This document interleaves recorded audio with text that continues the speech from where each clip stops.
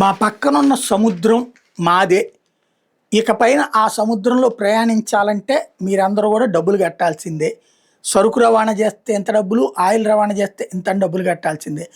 మా దేశాన్ని America, Israel కలిపి నాశనం చేసినాయి. 70 ఏళ్ళకి సరిపడా నాశనం చేసినాయి.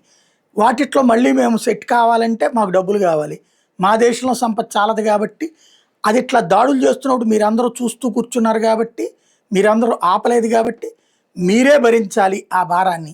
గల్ఫ్ దేశాల నుంచి ఆయిల్ కొనుక్కునేవాళ్ళు, హార్ముజ్ జలసంధి నుంచి వెళ్ళే వాళ్ళందరూ తలా ఓ 2 కోట్ల రూపాయలు, 20 కోట్ల రూపాయలు డబ్బులు కడితేనే మీ షిప్ను పోనిస్తాం అంటూ హార్ముజ్ జలసంధిని దిగ్బంధించింది ఇరాన్. ఇరాన్ని దిగ్బంధించింది అమెరికా. ఓ పక్కన అది నడుస్తోంది. ఇదే సందర్భంలో కొత్త అంశాలు వెలుగులోకి వస్తున్నాయి.